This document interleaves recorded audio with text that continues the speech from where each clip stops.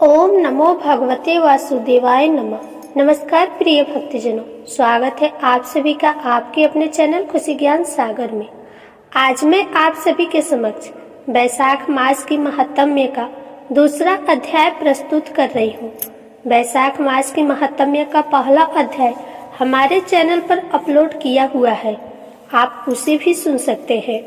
Video पसंद आए तो उसे लाइक करें और चैनल को सब्सक्राइब जरूर करें। तो आइए अब शुरू करते हैं बैसाख मास की महात्म्य का दूसरा अध्याय। इसमें मैं बैसाख महात्म्य की महिमा का वर्णन करूंगी। पद्म पुराण के अनुसार श्री सूत जी कहते हैं, महात्मा नारद के ये वचन सुनकर राजर्षि अम्बरीश विस्मित होकर कहा, महामुने, आप मार्गशीर्ष आदि पवित्र महीनों को छोड़कर बैसाख मास की ही इतनी प्रशंसा क्यों करते हैं? उसी को सब मासों में श्रेष्ठ क्यों बतलाते हैं? यदि माधव मास सबसे श्रेष्ठ और भगवान लक्ष्मीपति को अधिक प्रिय है तो उस समय स्नान करने की क्या विधि है? बैसाख मास में किस वस्तु का दान, कौन सी तपस्या तथा किस देवता का पूजन करना चाहिए? कृपा निधे, उस समय किए जाने वाले पूर्ण कर्म का आप मुझे उपदेश कीजिए। सदगुरु के मुख से उपदेश की प्राप्ति दुर्लभ होती है। उत्तम देश और काल का मिलना भी बड़ा कठिन होता है। राज्य प्राप्ति आदि दूसरे को भी भाव हमारे हृदय को इतनी सफलता प्रदान नहीं करते जितनी कि आपका यह समागम। नारद जी ने कहा, राजन सुनो, मैं संसार के हित के लिए तुमसे माधव मास की विधि का वर्णन करता हूँ, जैसा कि पूर्व काल में ब्रह्मा जी ने बतलाया था। पहले तो जीव का भारतवर्ष में जन्म होना ही दुर्लभ है, उससे भी अधिक दुर्लभ है वहाँ मनुष्य की योनियों में जन्म। मनुष्य होने पर भी अपने अपने धर्म के पालन में प्रवृत्ति होनी तो और भी कठिन है। उससे भी अधिक दुर्लभ है भगवान वासुदेव में भक्ति और उसके होने पर भी माधव मास में स्नान आदि का सुयोग मिलना तो और भी कठिन है। माधव मास लक्ष्मीपति को बहुत प्रिय है। माधव मास बैसाख मास को पाकर जो विधि पूर्वक स्नान, दान तथा जप आदि का अनुष्ठान करते हैं, वे ही मनुष्य धन एवं कृतकृत्य है। उनके दर्शन मात्र से पापियों के भी पाप दूर हो जाते हैं। वे भगवत भाव भावित होकर धर्मचरण के अभिलाषी बन जाते हैं। बैसाख मास के जो एकादशी से लेकर पूर्णिमा तक अंतिम 5 दिन है, वे समूचे महीने के समान महत्व रखते हैं। राजेंद्र, जिन लोगों ने बैसाख मास में भांति भांति के उपचारों द्वारा मधु दैत्य के मारने वाले भगवान लक्ष्मीपति का पूजन कर लिया, उन्होंने अपने जन्म का फल पा लिया। भला कौन सी ऐसी अत्यंत दुर्लभ वस्तु है जो बैसाख के स्नान तथा विधि पूर्वक भगवान के पूजन से नहीं प्राप्त होती? जिन्होंने दान, होम, जप, तीर्थ में प्राण त्याग तथा संपूर्ण पापों का नाश करने वाले भगवान श्री नारायण का ध्यान नहीं किया, उन मनुष्यों का जन्म इस संसार में व्यर्थ ही समझना चाहिए। जो धन के रहते हुए भी कंजूसी करता है, दान आदि किए बिना ही मर जाता है, उसका धन व्यर्थ है। राजन, उत्तम कुल में जन्म, अच्छी मृत्यु, श्रेष्ठ भोग, सुख सदा, दान करने में अधिक प्रसन्नता, उदारता तथा उत्तम धैर्य, ये सब कुछ भगवान श्री विष्णु की कृपा से ही प्राप्त होते हैं।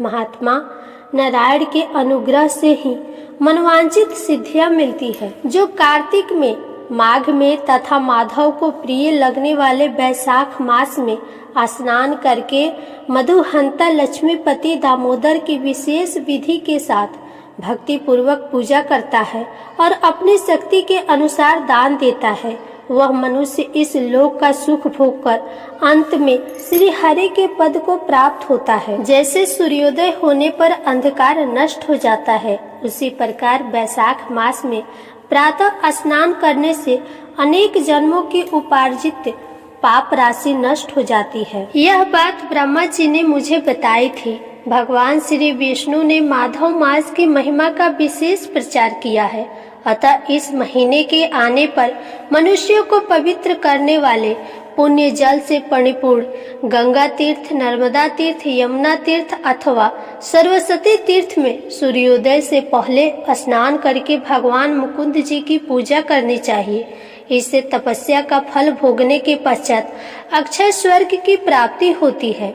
भगवान श्री नारायण अनामय रोग व्याधियों से रहित है।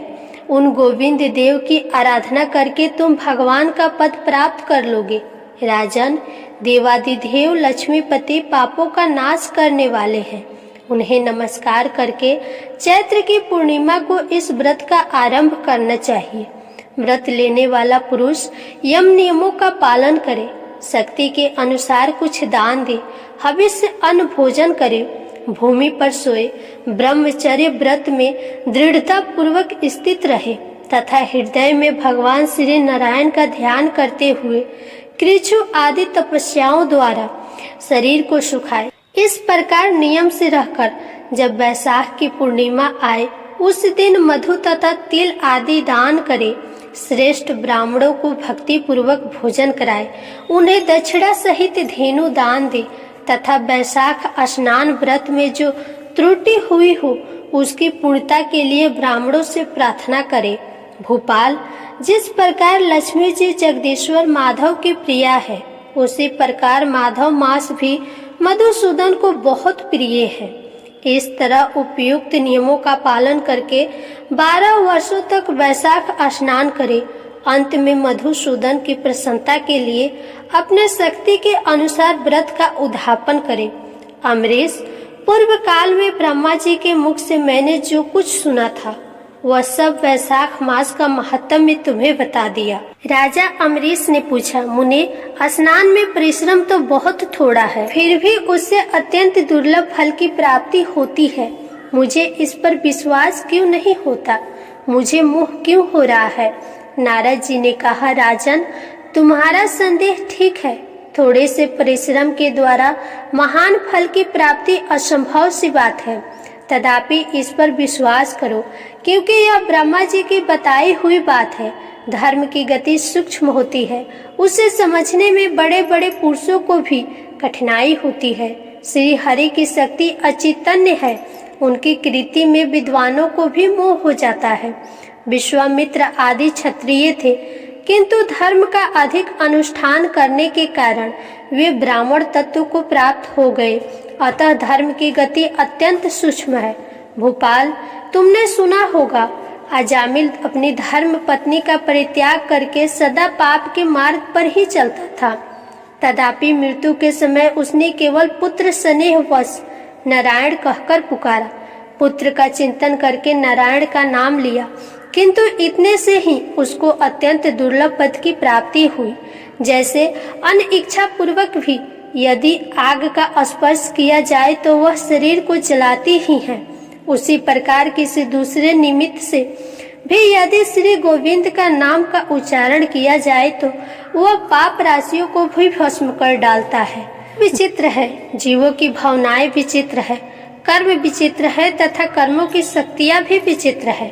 शास्त्र में जिसका महान फल बताया गया हो वही कर्म है, वह अल्प परिश्रम साध्य हो या अधिक परिश्रम साध्य। छोटी सी वस्तुएं से भी बड़ी सी बड़ी वस्तुओं का नाश होता देखा जाता है। जरा सी चिंगारी से बोझ के बोझ तिनके स्वाहा हो जाते हैं। जो कृष्ण भक्त हैं, उनके अनजाने में किए हुए हजारों हत्याओं से युक्त भयंकर पातक तथा चोरी आदि पाप भी नष्ट हो जाते हैं। वीर हृदय में भगवान श्री विष्णु की भक्ति है, वह विद्वान पुरुष यदि थोड़ा सा भी पुण्य कार्य करता है तो वह अक्षय फल देने वाला होता है।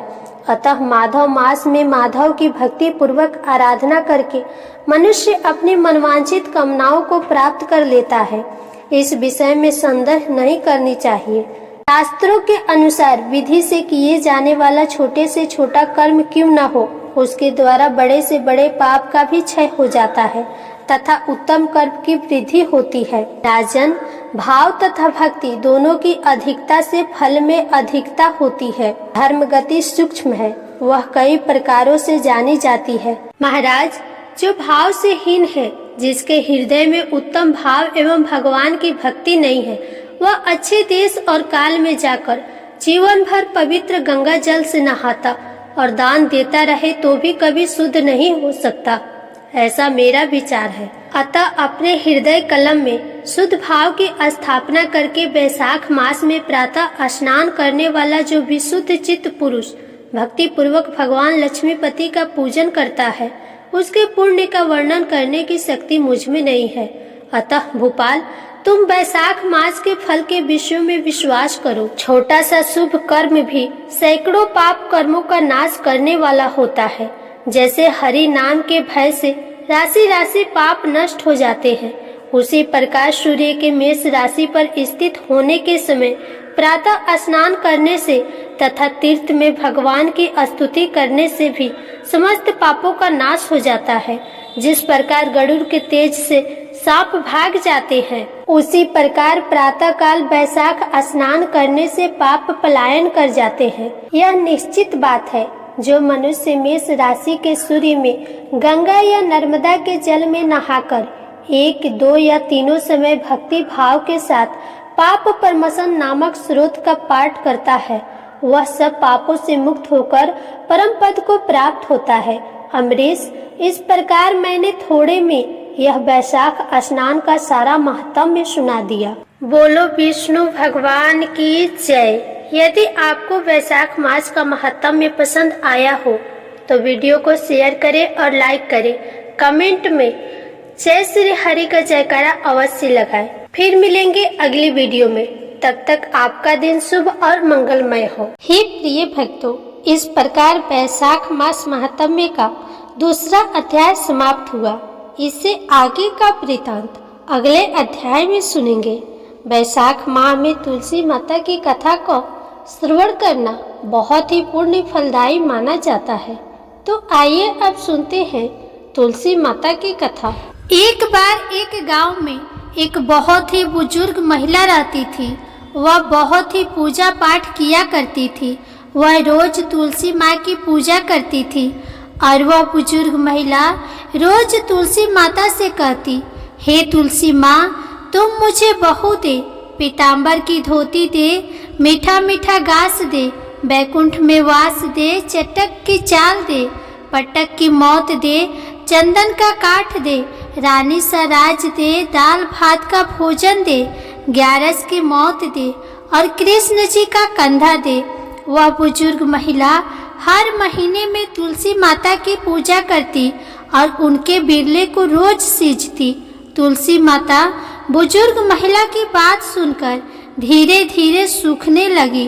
तभी भगवान श्री कृष्ण जी ने देखा कि तुलसी माता सूख रही है और तभी एक दिन भगवान श्री कृष्ण तुलसी माता जी के पास प्रकट हुए और भगवान श्री कृष्ण जी ने तुलसी माता से पूछा, तुम क्यों सूख रही हो?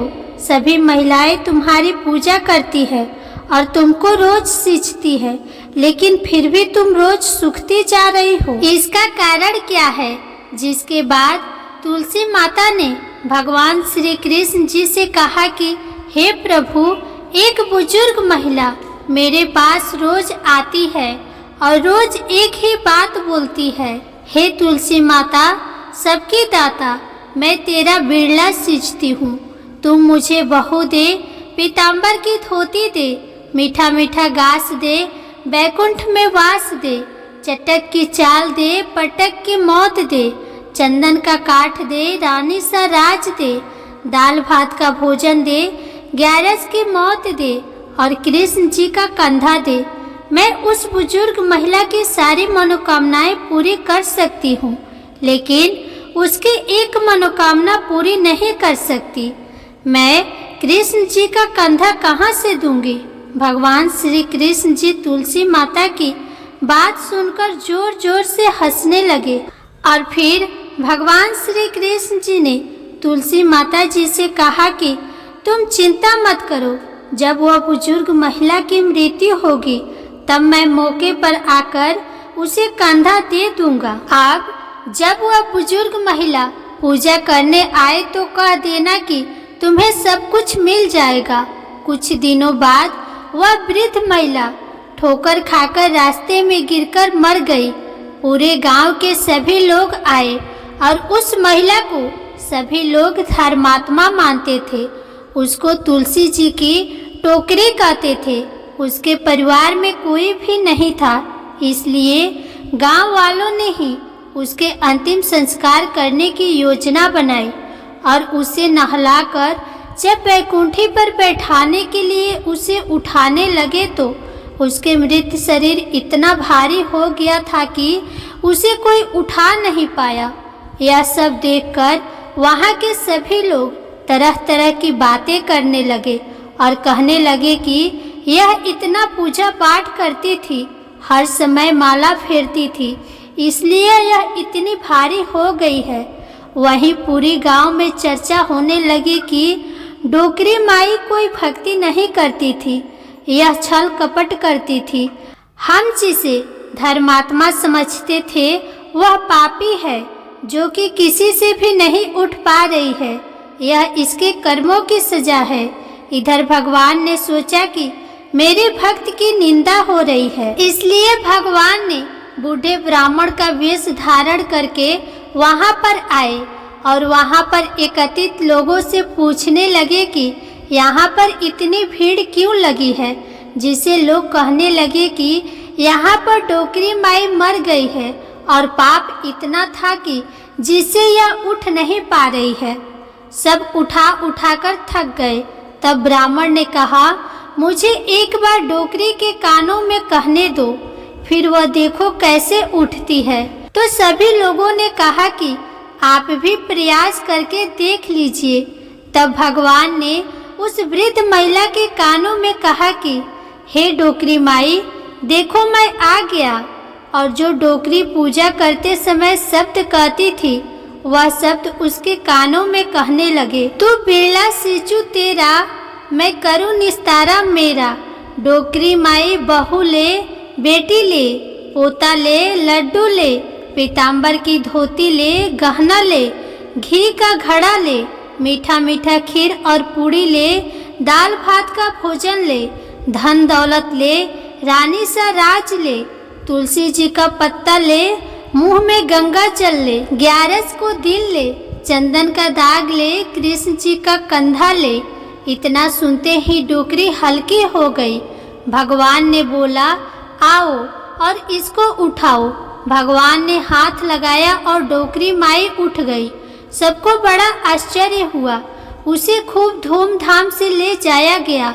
भगवान उसे अपने कंधे पर ले गए।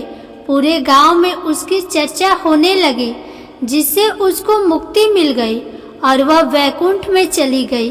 सभी लोग देखते रह गए। सभी लोगों ने देखा कि शमशान घाट तक तो ब्राह्मण साथ ही आया था, लेकिन अब वह दिखाई नहीं दे रहा है। इससे लोगों को समझ में आ गया कि वह कोई और नहीं, स्वयं भगवान ही बूढ़े ब्राह्मण के रूप में आए थे। बोलिए श्री तुलसी शालिग्राम की जय। बोलिए श्री लक्ष्मी नारायण भगवान की जय। बोलिए श्री राधा कृष्ण भगवान की जय।